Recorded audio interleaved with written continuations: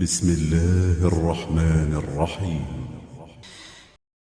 Assalamualaikum warahmatullahi wabarakatuh. Jamaah masjid rahimakumullah. Dalam hidup ini tidak ada yang bisa kita laksanakan secara individu. Tentu semua tindak laku perbuatan kita ada unsur yang disebut dengan unsur Rabbani. Dalam Al-Quran kita bisa menemukan ada 3 ketentuan yang dengan ketentuan itulah sebetulnya kita menentukan nasib kita. Ada ketentuan yang disebut dengan takdir Allah Azza wa Jalla, dan ketentuan takdir ini tidak bisa diubah dan tidak bisa diganggu gugat, baik oleh diri sendiri maupun oleh orang lain. Kalau ingin kita ambil example atau contohnya, misalnya tentang kematian, tidak ada yang mengetahui bahwa kematian kita atau kematian saudara kita ataupun orang lain, baik itu menitnya, baik itu jamnya maupun harinya, semuanya ini adalah rahasia Allah, dan itu adalah takdir Allah Azza wa Jalla. Dan yang kedua, ada yang disebut dengan takdir yang ditentukan oleh manusia. Dalam Al-Quran misalnya Allah menjelaskan, Allah tidak akan mengubah nasib suatu kaum sebelum kaum itu sendiri yang mengubahnya, atau Allah tidak akan mengubah nasib seseorang sebelum seseorang itulah yang mengubah nasibnya.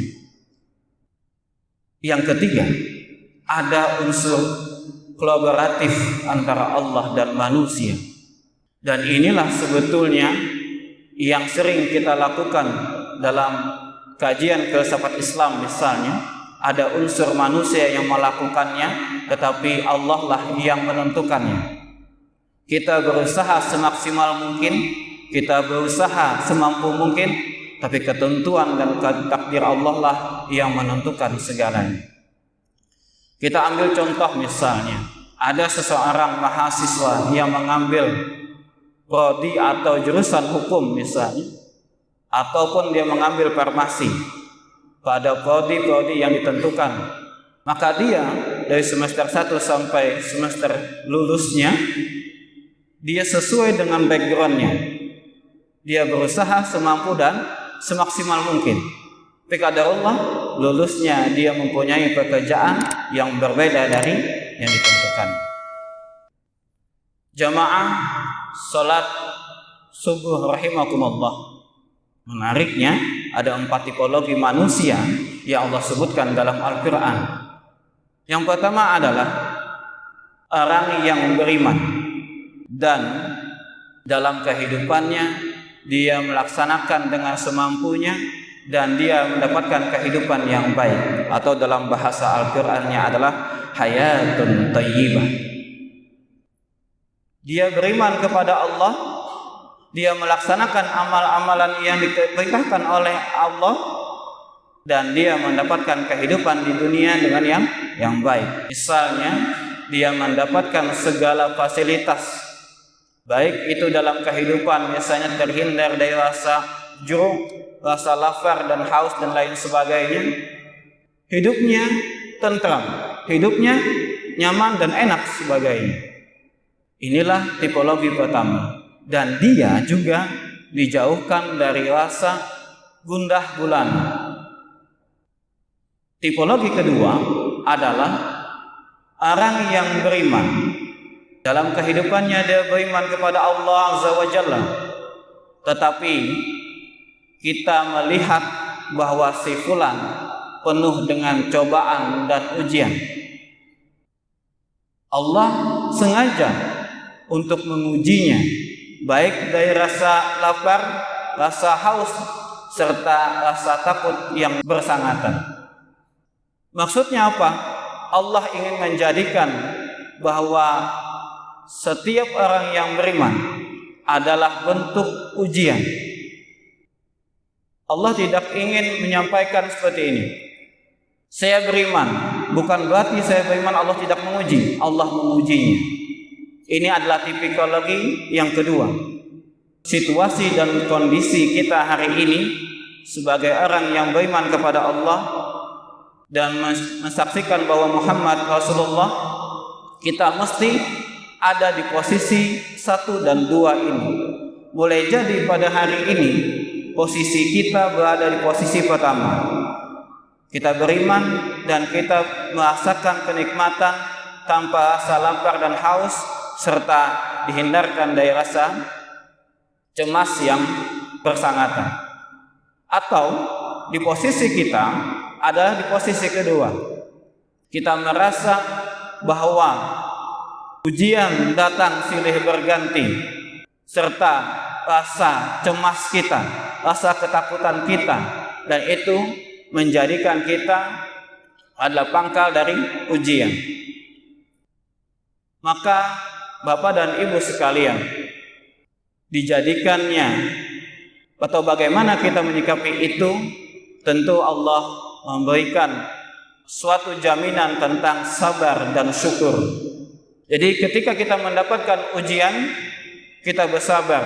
Ketika kita mendapatkan kenikmatan ya Allah berikan kepada kita, maka kita bersyukur.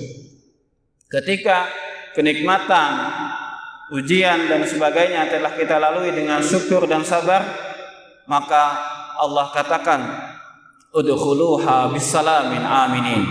Ini adalah tipikal 1 dan 2. Tipe yang ketiga adalah kita melihat orang yang lalai, orang yang berpaling dari agama Allah, tetapi hidupnya dipenuhi dengan kemewahan harta serta kebahagiaan yang luar biasa, baik dari segi keluarganya maupun di masyarakat dia dihormati dan lain sebagainya. Dan seharusnya seseorang yang beriman kepada Allah bukan malah kita mengikuti. Misalnya melihat seseorang yang lalai kepada Allah, dia mendapatkan kenikmatan yang luar biasa, malah kita berpaling selain Allah. Maka seharusnya itu adalah bagian ujian dari setiap orang yang beriman untuk menyikapi hal demikian. Tipologi yang keempat adalah berbanding lurus dengan seseorang yang tidak beriman atau seseorang yang lalai dari Allah, lalu dia mendapatkan kesusahan, kesukaran dalam hidupnya. Ada 4 tipologi ini yang mesti kita pahami dan kita renungkan bersama pada posisi mana kita pada saat ini. Mudah-mudahan kita bukan dari posisi 3 dan 4 termasuk orang yang lalai atau berpaling kepada dari ajaran Allah Subhanahu wa taala. Jamaah salat subuh rahimakumullah. Dunia ini adalah laksana pulau dan kita adalah bagian dari pelayaran yang sangat jauh. Sebab dunia bukan tujuan utama, tapi dunia hanya persinggahan semata. Jikalau ini kita tanamkan dalam kehidupan, tentu kita tidak akan menumpuk harta untuk keperluan pribadi dan itu melalaikan kita kepada Allah Subhanahu wa taala. Mungkin saya akan ambil intisari dari apa yang saya sampaikan pertama. Pandai-pandailah kita menyikapi dalam kehidupan. Boleh jadi kita menentukan rencana yang baik, tapi Allah Maha mengetahui apa yang terbaik untuk diri kita sendiri. Boleh jadi sabar dan syukur kita hari ini akan berbuah pahala dan berbuah jannah di sisi Allah selagi kita memegang teguh kalimat tauhid di dalam kehidupan kita dan kita mengimplementasikannya, baik itu untuk diri sendiri, keluarga dan kerabat. Mudah-mudahan kita masuk dari tipologi 1 maupun 2 dan dibarengi dengan syukur dan sabar. Akhiru da'wana alhamdulillahi rabbil alamin. Assalamualaikum warahmatullahi wabarakatuh.